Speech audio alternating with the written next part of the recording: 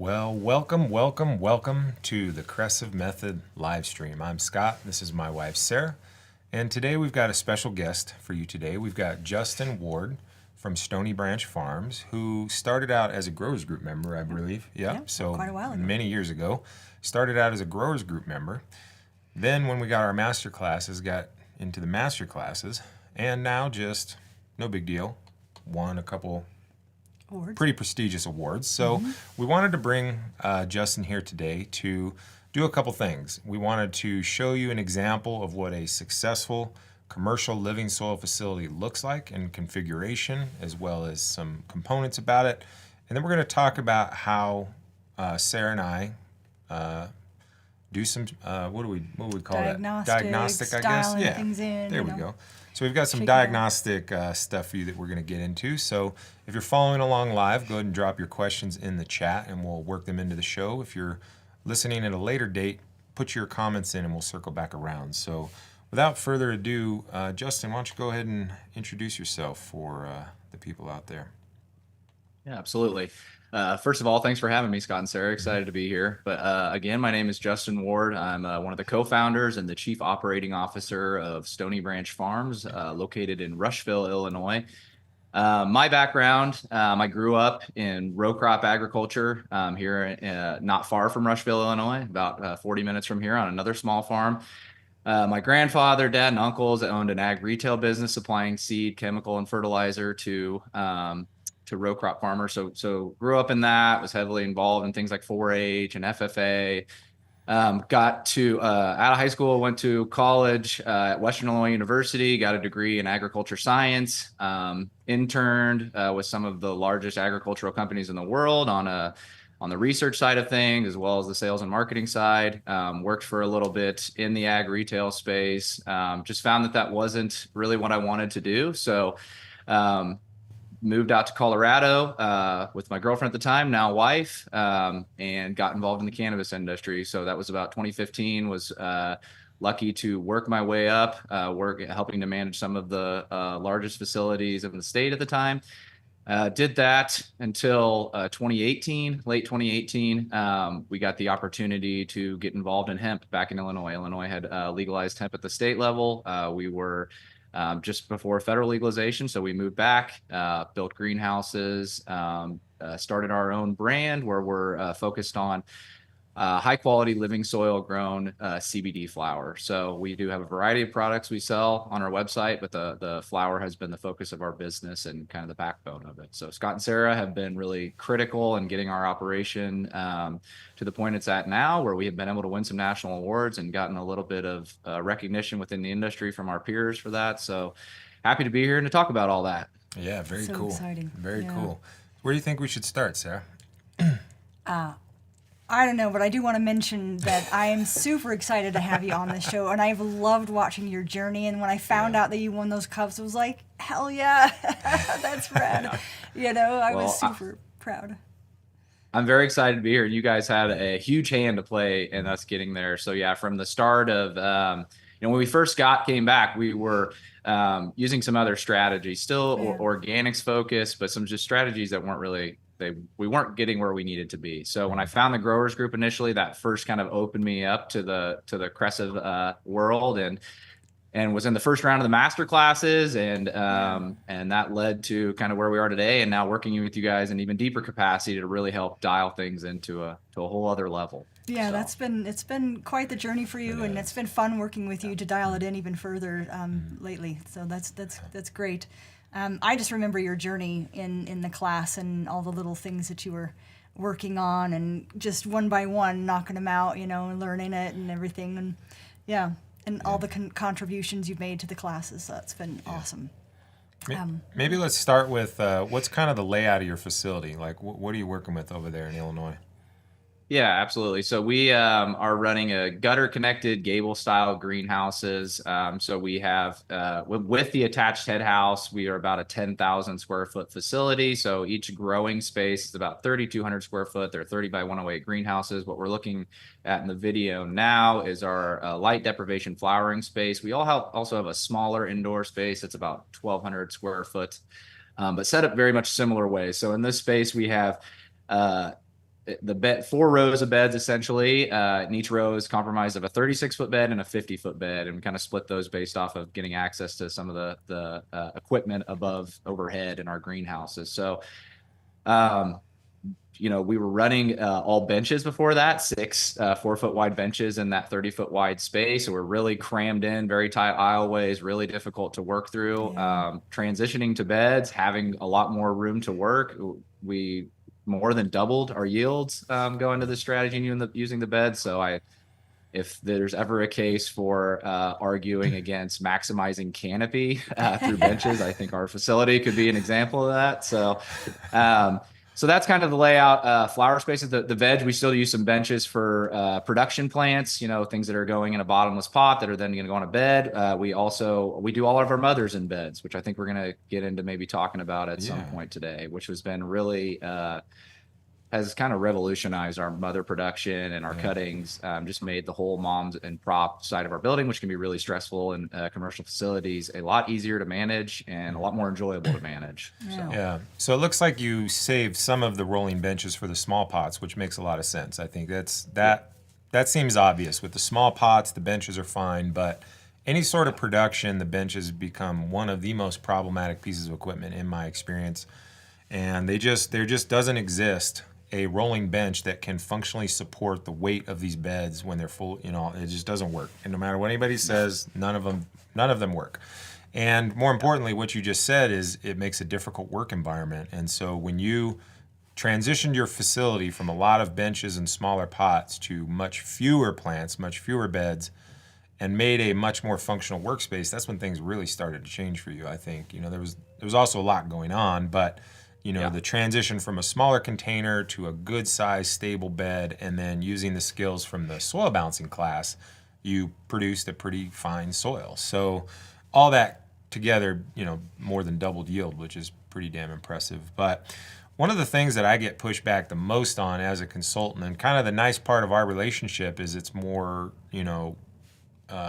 student masterclass guy, I guess, whatever you want to call it, but it's just a different dynamic between us. And I think you and I have some really good conversations to where I guess what I'm allowed is a little bit more honesty with you and just be frank as can be. And I appreciate that. And you appreciate that. And so there's been a lot of conversations on our journey where you're like, Scott, what would you do in this situation?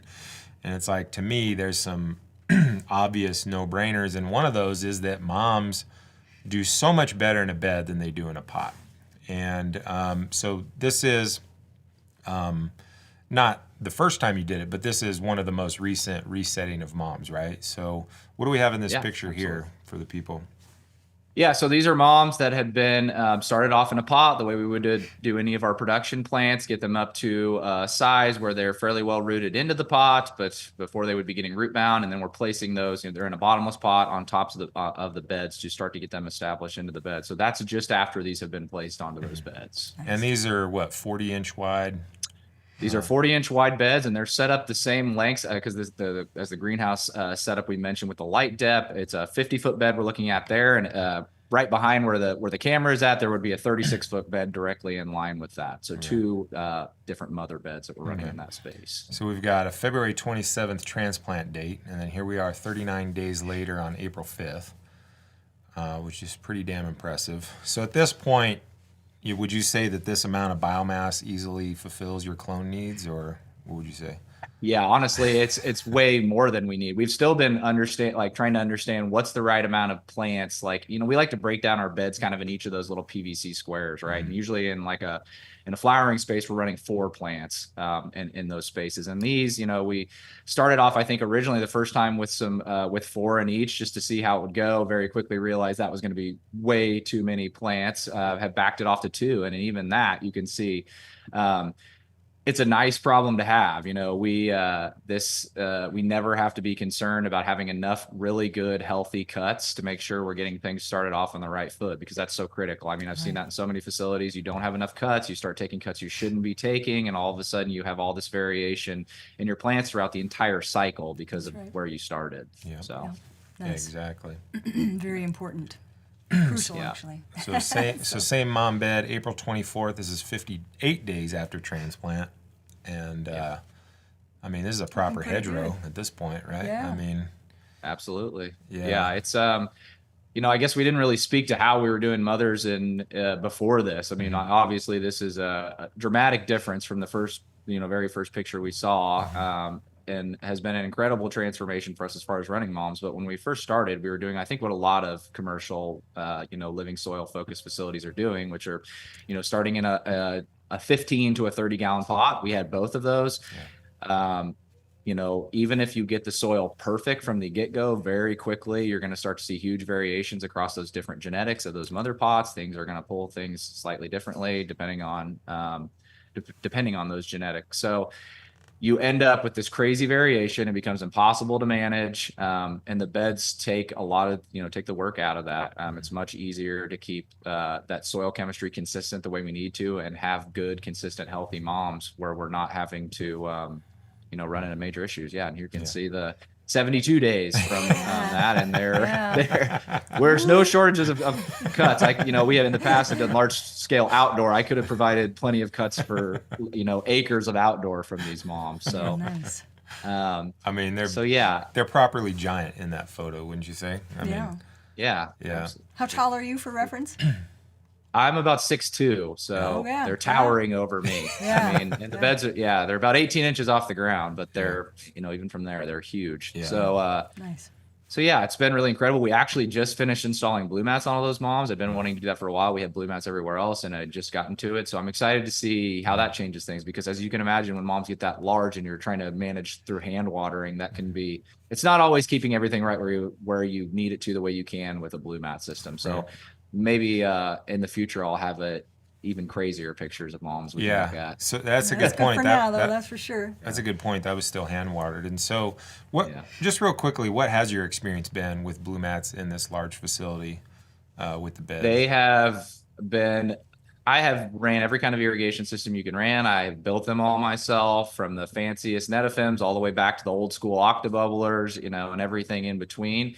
The blue mats are far and away my favorite and do the best job. It's all about understanding how to install them and how to set them up, because like any system, if you don't understand, how to set it up and how to manage it, it can be as problematic as any other system can. But they have been incredible for this context of living soil, where we are so concerned about trying to keep that moisture kind of within a tighter band, where we don't want these drybacks and heavier watering events, that we're trying to maintain that key kind of moisture percentage where we can see the biology is thriving at its best. So that's it's been incredible for us. I love the blue mats, and I'm a huge proponent of them now. I would say anybody that is going the route of living soil and going to beds, if you aren't getting on the blue mat train, if you're still hand watering, as Scott likes to say sometimes in these lives, you may go the way of the dinosaur, because blue mats can really free you up to be focusing on higher leverage activities, let's say, instead of just maintaining moisture.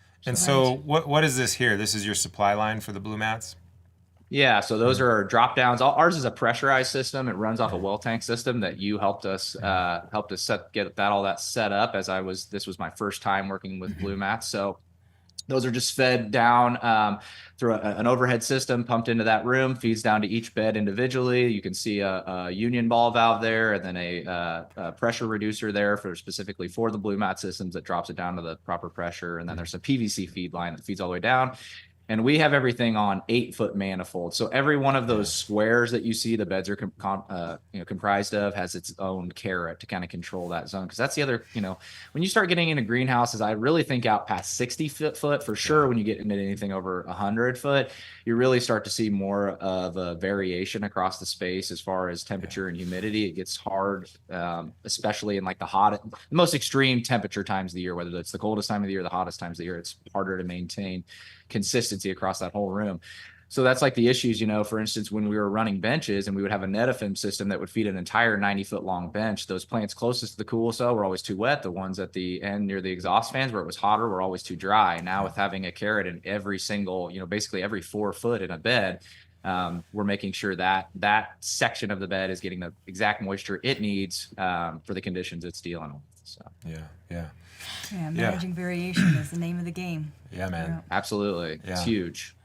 Yeah, and I just remembered I got a little thing that we got a YouTube code. We got a coupon code for anybody that'd like to go support Stoney Branch Farms. They've got some pretty remarkable flower going on. They do. Do you guys still have the Cannabis Cup winning? What'd you guys win the cup with? Yeah, so we won the High Times Hemp Cup with our blueberry waffles. We won the Emerald Cup with the Godfather OG. So the Godfather OG is the purple there, the more purple one. The blueberry waffles is the lighter blue, and then you could kind of see the emblems next to them. Those are actually two different phenos of Godfather OG. So they're vastly different. wow. Obviously, you can see in the look, but Gorgeous. the terpene profiles, the flavor profiles, all those things. So found two nice keepers out of those, and as you can imagine, the breeder was very happy to have won 2 cups with 2 different phenos of the same strain. I So bet. that worked out well for him too. Yeah. But yeah. That's nice. Yeah, I bet. And the crazy part is this hemp can be mailed. That's wild to me that you can just jump on your internet, put my credit card in, and I can get some pretty good variety. So what is it, you guys? How would you describe your stable of genetics right now? What are you guys growing? So that's something we're constantly working on. I think one of the areas maybe we were lacking on the smokable CBD flower side back in 2018, we got into this, was that there weren't really genetics that could compare to kind of the most desirable high THC genetics as far as bag appeal and flavor and terpene profiles. That has changed dramatically in the last 6 years.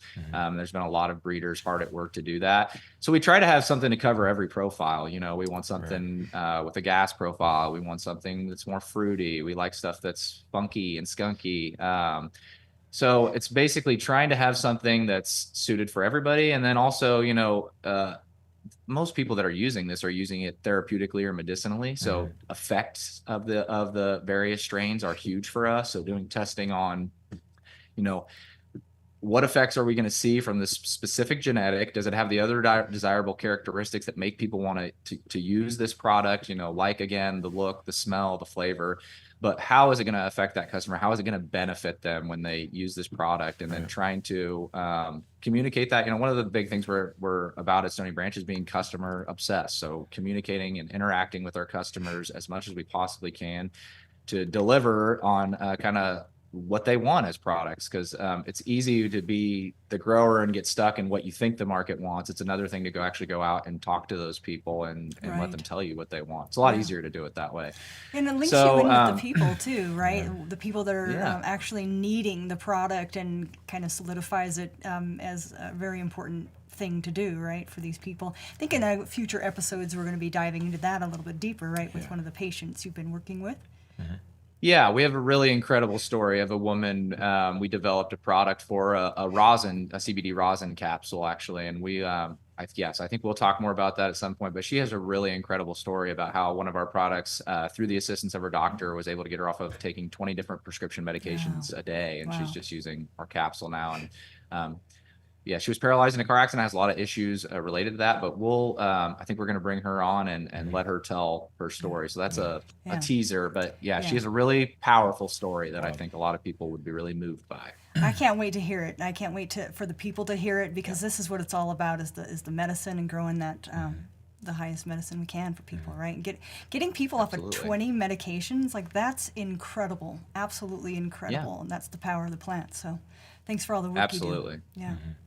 Well, you guys had a huge a huge part to play in it as well. So thank you guys as well for getting me to where I feel like we are delivering a truly higher quality product that I feel really good about, people buying and using as like I said, as medicine. Yeah, so. Absolutely. Yeah, it's the pretty bridge. Cool. It's a bridge for sure. Yeah, absolutely. So maybe let's jump into some diagnostics and just kind of something that Sarah and I incorporate into our consulting that we're trying to instill in all of our masterclass students is being a student of your own facility. One of the most difficult things for me as a consultant is people want to talk about the internet. They want to talk about what somebody said on the internet or on YouTube or this video or hydroponics is doing that, and it's all a distraction. The reality is almost every answer to every question you can have is found within your own facility, and that's what we try to preach. At a basic point, we try to put together some heat maps, which would be a two-dimensional overhead view. So this is one that we put together with Justin. This is a really standard one that we do. And so what you're looking at here is an overhead two-dimensional view of the facility. So you've got your exhaust fans here. You've got your intake. We've got a main entrance here. And then we've got the 50-foot beds and then the 36-foot beds like that. So this is how your greenhouse is lined out. So this is kind of the 30,000-foot view, and we're going to zoom in so you can see what we're doing here. So let's zoom way in. Sorry, my mouse is getting worn out, I think. Done too many classes. Oh, man. Gotten good use out of it, yeah. We might have be all worn you out. get. That might be all you get, trackpad. Okay. There we'll Okay. use the old school. There we All go. right. All right, so what we got here is this is a moisture map that we've started with. So we're starting with a moisture map to start answering all questions. How does moisture affect soil food web organisms, Sarah? And why would we want to do this? Yeah, so it affects so many things. As many growers know, water management is probably one of the most important things that you can dial in. And it affects the soil food web in many ways. If you don't have enough, the nutrient cycling stops. If you have too much, you start getting pathogen pressure, and start getting nitrogen loads that you didn't anticipate and don't maybe even know is happening based on what's happening, how it affects the soil food web below and how they function. So what we do is we take this data and we overlay it with our microbial data, and we find out what is this meter actually saying when it says 26%. How does that look? What does the microbial profile actually tell us that 26% actually even means? Yeah. So we're calibrating our meter and us to what the microbes are asking for, and if the microbes are happy, your plant is happy, and so that's the gist of it. Yeah. So we started out with just starting to track the rooms themselves, and then we realized we knew that we always know that we've got to dial in the variation in watering, but Justin went the extra mile and really pretty much every cell in that facility, he got different readings in different areas and mapped it all out, and then we went through, color-coded everything, and then got the additional microbial data on top of that. We call that test a bioassay. So when you see that term, that's what that is that particular report, that test. And so then we just match what that means. And so what would you say was the biggest thing that you learned from this dialing in of variation of moisture?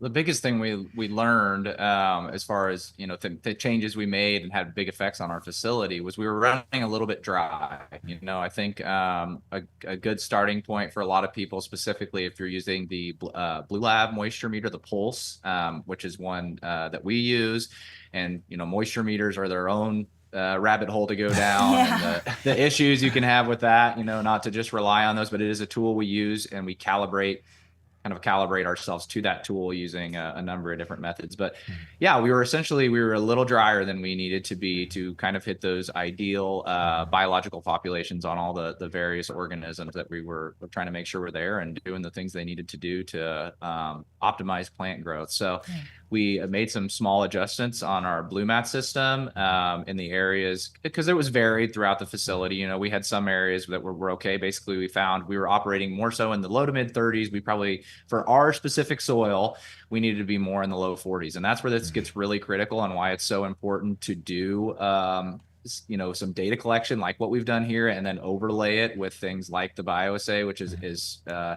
is huge if you're doing any farming based on biology, is to understand exactly the moisture you're running at and the way you're watering, how it's affecting those populations. You're really calculating your watering to the bioassay is the best way to do that. Having a tool like the Blue Lab Pulse can be great and can help you in that if you understand how to use it and don't just get too fixated on the numbers. You know what I mean? Some people just think I need to be at 35%. I got to try to get everything at 35% everywhere. And that can be its own whole set of issues trying to get everything perfect. That's the other thing we don't try to do is I'm not tinkering with things to get every inch of my facility to 42%. You know what I mean? I know that's how you end up with root aphids and things like that, so. But yeah, that I would say that was our biggest takeaway. Is just understanding the proper moisture for to have ideal biological Right. populations. According to what your meter is telling you. I wanted to add to that. Exactly. So if you're running dry, for those of you out there that do want to or are measuring your biology, if you're running dry, it means that nutrient cycling slows down, but it also means that your beneficial fungi have a very difficult time establishing, if at all. And if you don't have your beneficial soil fungi building soil, making humic and fulvic acids, you pretty much don't have an immune system, or very low on your immune system. Like your white blood cell count is way down there. So that means you're a sitting duck for pathogens. You may not have a pathogen load yet, but if you did, they'd have no competition. So lots of things that happen when there's not enough moisture. And so knowing that and dialing that in was critical to getting that terpene profile, right? When things are moving, all those nutrients are moving. Now we're shuttling all this nutrition to the plant, and it can make everything that it needs when it needs it, beyond what we've already measured, way beyond what we've measured. So how did we, real quick, how did we use this floor plan? What'd we do here? We went through and measured. Yeah. So we went through and we looked at the variation, and we got the extremes and everywhere, like and something in between. So we took the really low, and we got an assessment on that of the biology. So we like got these 29s. Yeah, the outliers, and you could see where the outliers 47. are, kind of in the ends, and that also told us there's something going on with air movement as well. So that got us into looking to air movement, which we'll look at in just a minute. But Absolutely. so we kind of looked at the extremes, like what did really wet look like, or what was the highest numbers that could be really wet? Is it really wet? What did the middle ground look like, and what does the low look like, to tell us, well, what is the meter really telling us? So Which is what? Yeah. Which And this is, is, go ahead. I was just going to say, this is something we did more than once too. This is just one of the many maps. There are other maps where I took, we were very specific about where we took those moisture locations in every single bed. There was a center position, an outside location, and that was taken in the same area of every section of the bed to be consistent. Right. And then we would do that the same way every time, because that's key too when you're doing data collection, is to be consistent about how you do it. Yeah, Yeah, this was something we did over a few different of these moisture maps. And this is also something I really highly suggest. We mentioned the blue mats earlier. If you're first getting into blue mats, and especially if you're in a commercial facility where you're setting up a lot of these systems, it can be really useful to get heavy into these moisture maps to help you get things dialed in, and layering it in with the bioassay. That's critical. Yeah. Right, it is.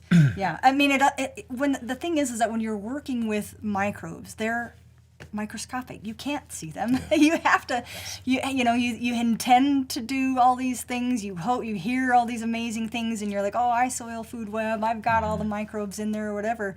But you really don't know what's happening until you start looking at them. And over time, so when we teach our students to really track their facility, their grow, whatever they're doing, about every 2 weeks over that harvest cycle, so they can see, as they dance with the water variation, temperatures, and different things like that, how does that affect the microbes, because it just informs you how to be a better microbe herder, right? And work with these guys. So good job on that. Yeah. And so this led to other conversations about why is there variation. Right. So the first step would be, is this irrigation related? So where we're seeing wet spots, is there a dip in the blue mat? Is there a carrot on too high?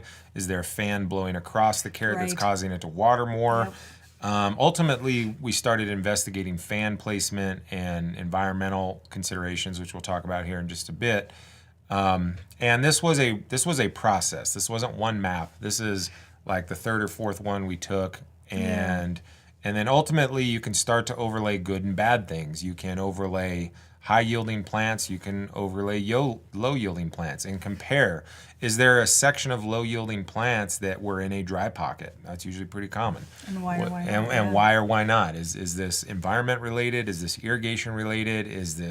What is it? Variation in soil chemistry. Yeah. And when you talk about really any size facility of any type of farm, but especially the bigger you get, if you do not identify these variations, you are going to always struggle to get above that comfortable profitability line, because where these pockets of, we'll say, dysfunction, whatever that may be, too much water causing pest pressure, not enough water causing low yield, and both can cause low yield and pest pressure, but nonetheless, these little pockets of less than ideal that can ultimately be from like a watering issue are going to reduce your overall profitability and production capability. And they start to increase your problems, and then you have to deal with those problems. And dealing with problems does not increase profitability. So what we're trying to do is pull back the layers of this property, have some sort of method of analytics that we can rely on, that we can work through, that are in the field. This isn't expensive. We had a $250 meter that has lasted many years, so it's not like we're spending thousands of dollars figuring this out. We're using a $25 red laser temp gun to also overlay leaf surface temperatures. So we don't want to get too deep into the weeds today, but another thing that we do is we'll take environmental parameters and then overlay them onto this same map. So there's a lot you can do there, but at minimum in living soil, you should be, or well, I'm trying to not say you should this year. I'm trying to be more. You could. Whatever. You would be best It served. would benefit you. There we go. Yeah. I'm trying to use less, whatever, Yeah. softer word sets or whatever people want from me. But you would be best served, and it would benefit you, like Justin says, to go through this exercise in a living soil facility and manage your moisture. Now, what I will say is where this gets really confusing is I have 3 projects right now, all using a Blue Lab pulse meter that are of similar size and scope in a greenhouse. None of them have the same moisture percentage. So for one facility, 31 seems to be the best. Yeah. Right. Another facility was at 42, and that was way too wet. But Right. that kind of like 38, 39, 40 seems to be a sweet spot for Justin and his soil mix. So don't go home and say, oh, the Right. target is 26. Right. That's not Understand, what we're saying. yeah, what we're saying is this is a process. So The target is what the bioassay says it is. exactly. And then Exactly. calibrate that with what your meter says. Exactly. So So we got a question here 100%. from the chat. So Joaquin is asking any kind of meter recommendations on top of the Blue Lab pulse meter, and is the Blue Mat meter reliable? This is probably the most common boy. question we get asked. Sorry, it's not. Yeah, give us I'm the just real. gonna be honest. yeah, it's yeah. I love Blue Mat. Moisture meters in general can be so problematic, and I honestly find the more meters you try to use and layer them together, the more complicated it gets. It's better to choose one, calibrate yourself to that in the bioassay. Keep it It's simple. like Sarah says, if you are farming focused on biology,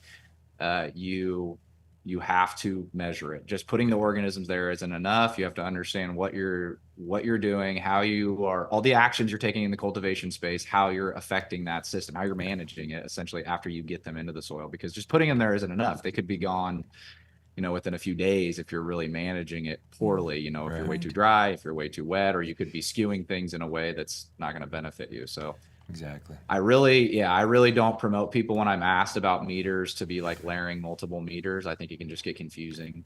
Yeah. Which people do. So we talk about the disadvantages of meters. So ultimately people go, well, I'll layer 3 different meters, and then you're just as confused as can be. So I don't recommend that. As far as the type of moisture meters, again, I've been an advocate for Blue Mat since 2013, and I've been installing them in commercial buildings since then. So I'm Team Blue Mat all the way. I'm Team Sustainable Village all the way. The Blue Mat meter is one of the worst products that Blue Mat produces, and I used to engage in conversations about it. I don't even engage in conversations about it. I'm not going to tell you a target. What I will say is there's other advisors in the cannabis market that give advice towards target on those meters, and they admit also that they've never taken a single bioassay. I would ignore all those targets. They're not correct. So you're going to run into significant problems with the tensiometer style. So the Blue Mat is a tensiometer. So it's a big thing that you jam into the soil. And what people don't understand is those tensiometer-based meters are measuring tension or water pressure.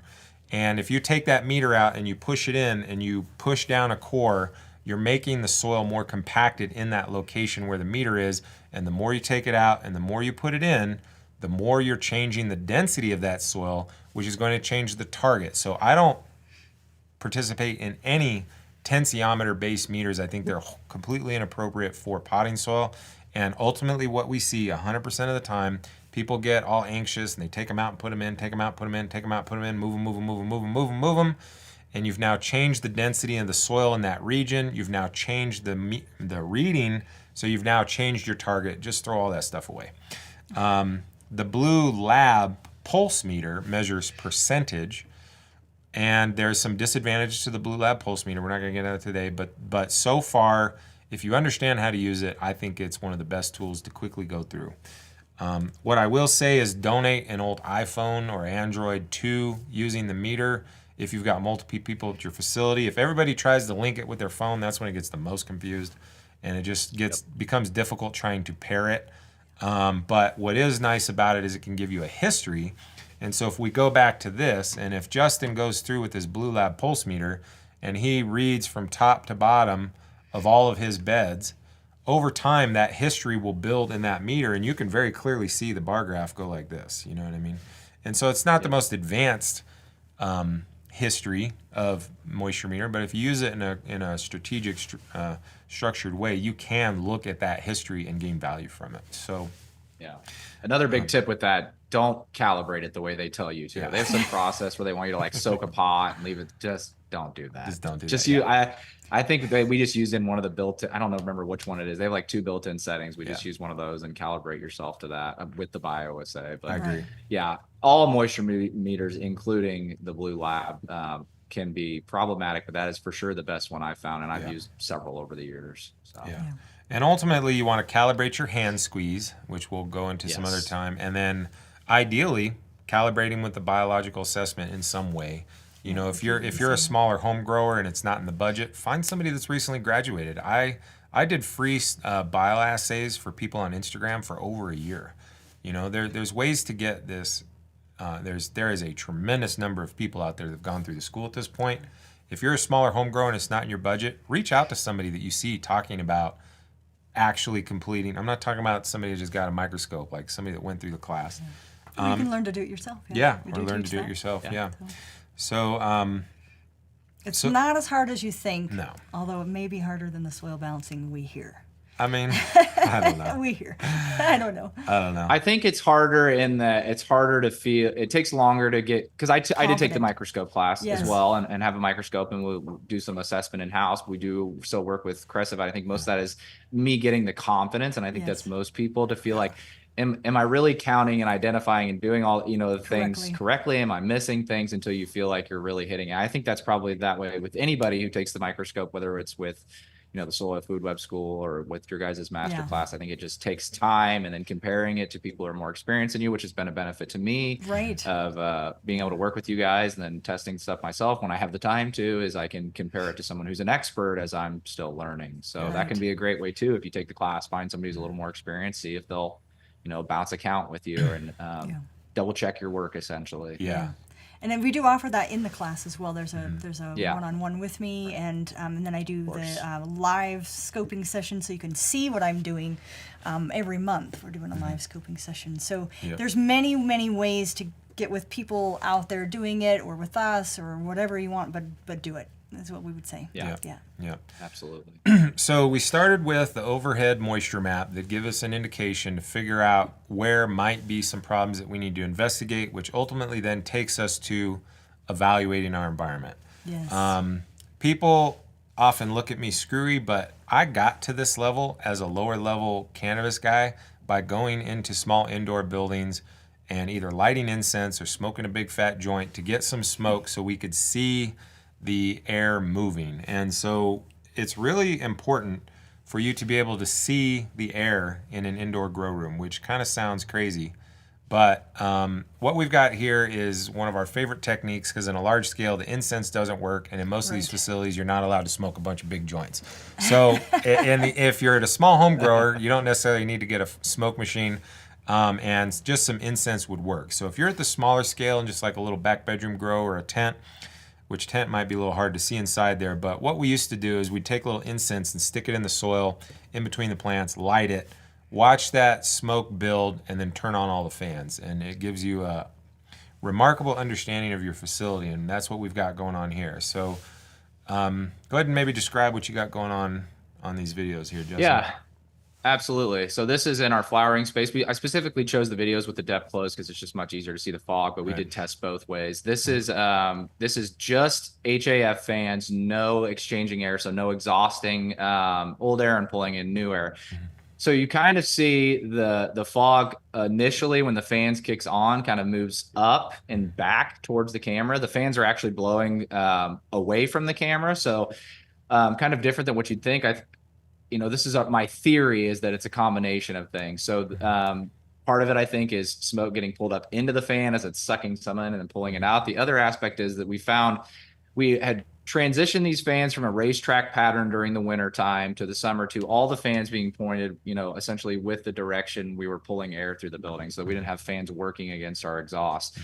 So when we did that, we weren't sure how that would homogenize the room. Are we just going to push everything to one end when we're not exchanging and have these weird kind of hot spots that were making even worse? And what we actually found was when we did that air was hitting the wall at the end and creating an underdraft back towards us.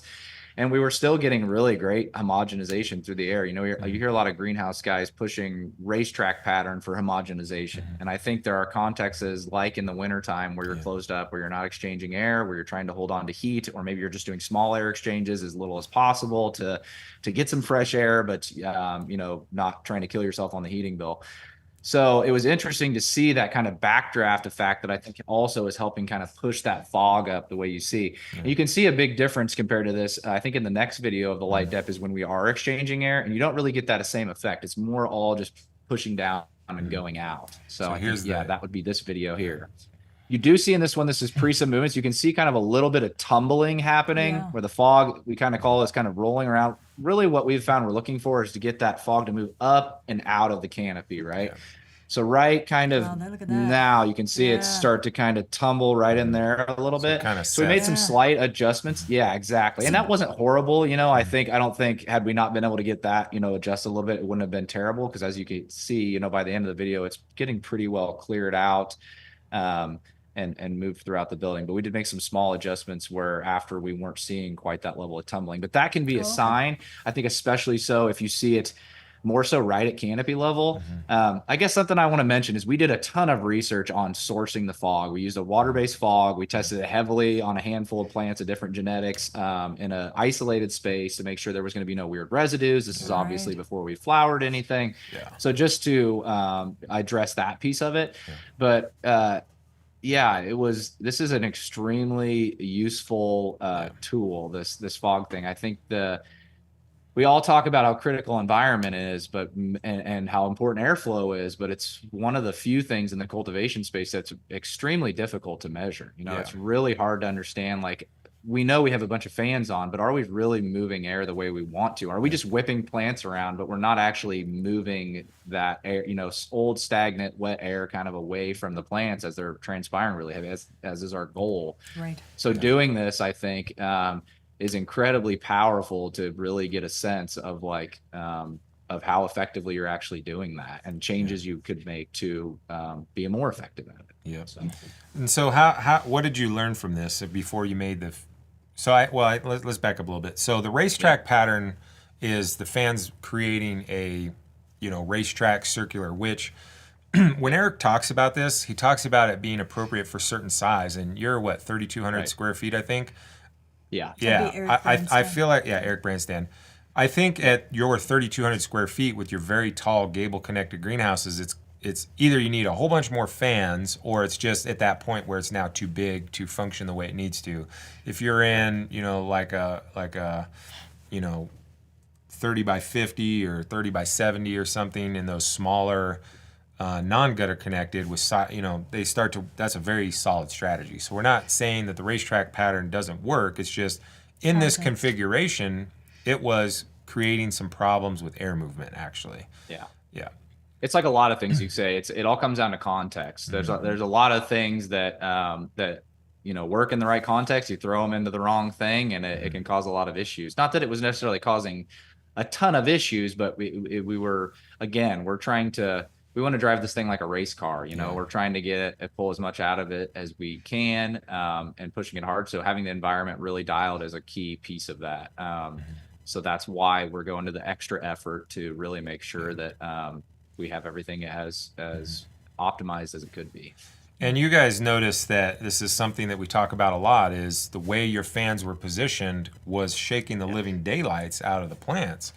But at those spots where it was the most turbulent on the plant, what was the smog doing? or the fog doing?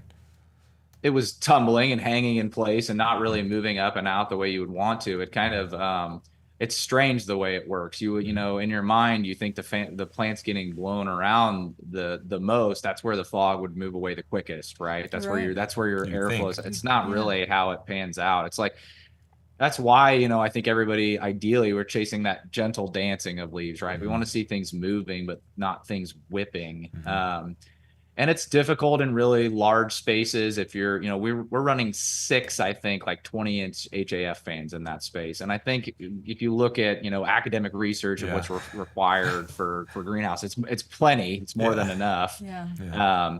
But you know, trying to dial it and place it in a way that gets the most out of that. I think part of the problems in really tall greenhouses sometimes is you get these fans thrown way up here and they're pointed like down, and they're just focusing all the airflow in one small area of plants and help it instead of helping move and create that more like the feel of the wind, right? Like everything we're doing here is trying to optimize natural systems essentially. So what we're doing with the wind is with the airflow is mimicking the wind, right? And moving as plants are transpiring, helping to move that moisture away from the leaf surface. So trying to create that effect of we dropped the fans lower, we changed the placement of them in the greenhouses as far as trusses they were located at, we changed the directions they were blowing. And this is kind of this new space we're looking at is that smaller space, the 1,200 square foot place. And this is a spot where we are running a racetrack pattern, and I think is a proper context of the way kind of we talked about. This is a 30 by 55 foot space. So pretty much right kind of in that ballpark of, I think, where that makes a lot more sense.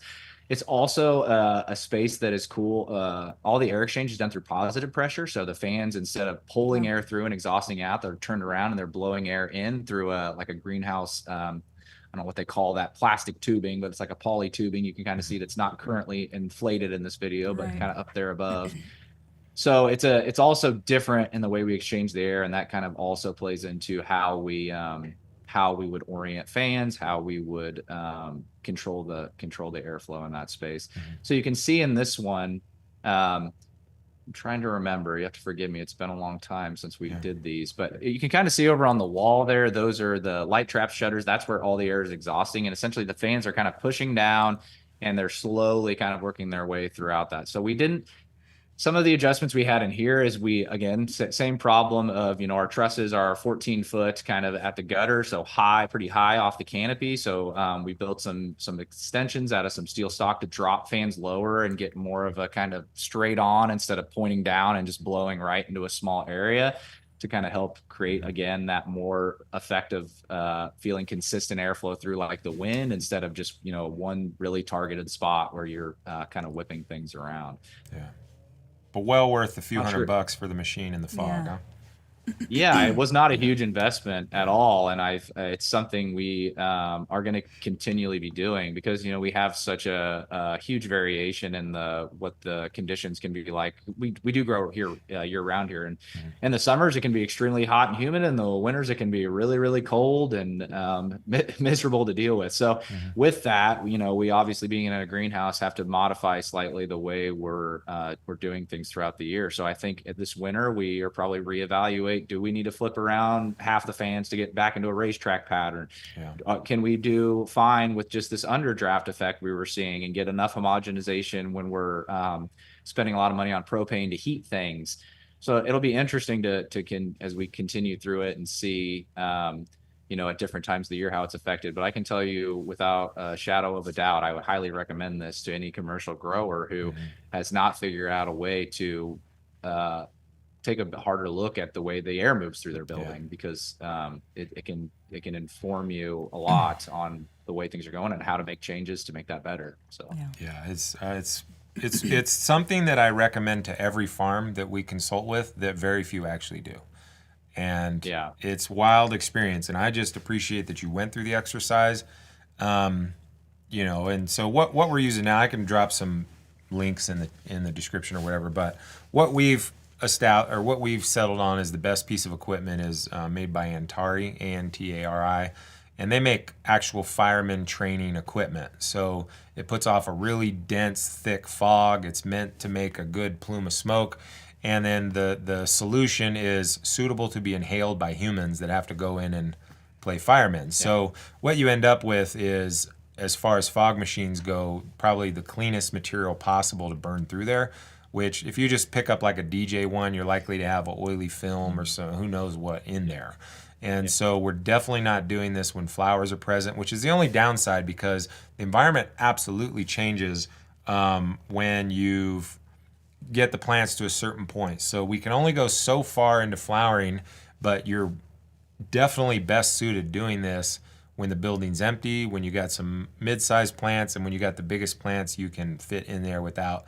Because this, I can't imagine this would be good for pistils or flowers or anything like that. So in regulated facilities, we're always being very mindful of any damage that we're unknowingly doing to that crop, so we don't make any sort of financial damage. So, and what would you say would be the net benefit of that? Would you say the harvest after doing this fog experience went better, or everything was a little bit smoother? Absolutely. Yeah. Less issues, not that we were having tons and tons of issues, but that's again, one of the reasons we wanted to work further with you guys even after the classes is to just dial everything in, to run this thing like a Ferrari. Mm-hmm. So it was another step in that. I think becoming so data driven and wanting to be so analytical of everything, having this one thing we knew we couldn't measure and we didn't really know, and all the fans are on and we can kind of feel some air moving, but we really don't know if it's set up the best way is kind of thing that drives somebody like me nuts. It's like when you're measuring everything else, you're like, how can we figure out how to, if we're doing this properly, if there's some way to improve it. So I think the biggest benefit was reducing problems in the cultivation space related to environment. And I think that is it's hard to pinpoint it to just one thing. It's not like we changed the fans and this specific problem disappeared. It just kind of made everything a little bit better. It helped us dial the moisture a little bit better. We saw better, more consistent growth, less variation, I guess, which is the thing we're always chasing, right? Like in a commercial facility, I think you talk about this a lot, Scott. A lot of times the yield that everybody is chasing is just in the variation across the space, especially in really large facilities, and honing in on that. And that was a piece of this, was like honing in on that variation. It's not like the whole facility was a disaster or something and we weren't anywhere we needed to be, and doing this change made this massive leap. But it was a step in the many steps that we've taken throughout this whole journey that did have a significant impact on getting us to the end goal of hitting commercially viable yields with premium high quality flower that sells at the highest prices in our markets, right? I mean, that's, I think, the goal of most commercial producers. So it was just another incredibly valuable step in that whole process. And again, I highly recommend this to commercial producers. I think it's I understand, people hear the idea of a fog machine and they think, oh, whatever. And they don't know how to go about, going out and researching and getting the fog machine. And luckily Scott and I have done the work for everybody on the fog and the fog machine. You just got to get on online and pick one up now and do what we did here and reap the benefits. Yeah, totally. And give a little breakdown of what's your configuration here. So these are grassroots beds, 40 by 50, 40 by 36.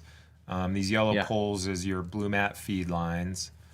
And then what it's like a fertilizer tube that I get like from a farm store is a common thing you can find at a lot of farm stores. It's great for preventing algae. Sometimes see people with like the clear tubing. Stay away from that in a greenhouse. It'd just be problems. Sorry, what were you going to ask? And then what do you got going on for trellis poles here? Yeah, so those are just half-inch threaded pipe, like a galvanized pipe that we order online from Pipe Decor is the name of the company. They have a half-inch floor-mounted base plate where we just, drill in and tap into the concrete, screw those in. They're I love grassroots stuff. I love their beds, but the trellis with having to have the top portion can just be a lot of extra work. I find these poles are a lot simpler, a lot quicker to get everything trellis the way we need to. You can see in these pictures the plants have pretty much eaten the trellis at this point, but there are a few layers of trellis in there. So there is. Blue mats, I think we talked about, we're all on 8-foot manifolds. We're running the Fluence Viper 2P lights. We're getting ready and excited to do a test with Foch. I have a buddy who works over there, and they're going to send us some test lights. As we've been hearing, they have some really cool, impressive stuff. I've been on the LED. I've been in LEDs and a little bit of living soil since about like 2016. I think I had grassroots beds before they had the living soil lining. Now this was like not living soil in the way we're doing now. This was like pro mix and Sure. all in one fertilizer. It was nothing like what we're doing now as far as the complexity and actually having all of the pieces needed to make it a successful system. But I've been heavily interested in the strategies. And part of the reason we just got away from it when we originally started was I wanted to do that. But my problem was I wanted a higher level of understanding of how these systems worked, and I knew I didn't have that, and I didn't know how to find it at the time. So that's why when I found you guys, it was so critical to me to get involved with that. And then when you had the classes, that was just like life changing. That was what I really wanted when I found the growers group, was just how can I get these people to teach me everything they know, right? And this is what I need, because I think a lot of cultivators, they just get locked into a system, a recipe or whatever. And I wanted to understand these things at their core and understand how they worked. And I knew that this was a system and there were a lot of moving pieces to it, and that you had to understand all of it, that I didn't want to be dogmatic about it. I didn't want to be, it was just this thing or it was just that thing. It's all of them together, right? And how they all interplay. And it's systems are complex, it's never just one thing like that, natural systems. So it's been life-changing for me finding the two of you and getting involved with everything you guys are doing it's been life-changing for me and my business, my farm, my family. So I just thank you guys for all you do. And I would heavily promote anybody out there who's listening to this, who's interested in living soil, with getting involved with the growers group, getting involved with classes, just tuning into these episodes. There's a wealth of knowledge here. And there's all kinds of options. Like you could have something like I have here. I never thought when we started this that I would have my own commercial facility. I worked for other people. I always thought I would work, for other people in the cannabis industry. So the idea that I even got this shot was shocking, and that's why it's been so important to me to find people like yourselves who can help me hold on to it. Awesome. Nice. Love that. And we said that when we started our master class, I told the world we've worked with a couple dozen or more Cannabis Cup winners, and you're going to start meeting some people out of our classes that start winning Cannabis Cups. And Justin is the first one, and he won 2 pretty damn respectable Cannabis Cups. Students, I don't know if they were the first you entered, but they were actually. I before helping managing other facilities, we'd had some stuff going. I was never personally the guy that got to do all that stuff. So being an owner, it was a different deal. But that was the first cups we'd entered in, and we're fortunate to take first in both of them. So and again, with a huge, you guys played a huge part in that. So nice. I consider you guys. I wish I had a couple more trophies I could send over for you guys. Awesome, we would love that, because you deserve one. Thank you. We make our own trophies for ourselves here because nobody ever wants to give us one. So I made Sarah a trophy. We're okay with that. He did actually. Maybe the next one I need to throw in them. If I win this year, I need to send those to Cressa. You're good, man. A picture of them is good enough. But so if I'm gonna go some CBD for my dog. We've been using the CBD. Yeah. If I'm gonna go use this coupon code, give me a breakdown. What do you guys got right now? Give me a little breakdown of your varieties. What's exciting to you? What should people be looking for? Absolutely. So we just dropped 2 new strains on the CBD side. So we've got one called Cake Batter Kush that's really popular. Has been a ton of orders going out for that. The cup winners are always a great option for anybody who's wanting to try our stuff for like the first time. I always push people that route. Obviously, they won the cups for a reason. They're really solid genetics, really great flower. The Godfather OG is very funky. Kind of fermented fruit, rotting kind of thing. Blueberry waffles is very much the way it's described, kind of very blueberry fruity with a kind of mapley back end to it. Those are both would be great options. Let me think. With the Canacine is a new one we just dropped. Kush Loops is another one we just dropped. Are all great. Outside of just the CBD flower, we do have gummy options of CBD. We have I don't know how familiar everyone was with hemp, but there are some the way the hemp language is written has allowed us to do a lot of things outside of just CBD. So we've got options of products wise for people who want no high, that are medicinally focused, therapeutic focus, all the way to varying levels of things that have intoxicating effects or a high for people who are on that side of things. So the rosin capsules are great. My wife has a tea product she's made that is Yeah. extremely Yeah. popular. It's a full spectrum tea product, CBD tea product that we sell in a variety of different flavors. So yeah, you can find all that stuff at stonybranch.com. And we're doing a code for the live here. It's a Yeah. YT25, can give you 25% off your order. And we just really appreciate anybody that supports the company. So yeah, we're just a small family operation. I guess I don't know if I mentioned that in the beginning. It's a 6th generation. I'm the 6th generation family farm. It's just ran by myself, my wife, my brother, my mom, and my stepfather. And then we have a handful of employees, but a small operation. I actually just live about 50 feet that way outside of the greenhouses. So Nice. yeah, so I'm here all the time. I'm never too far from some hemp or live cannabis here. plants. So, yeah. Never too far away.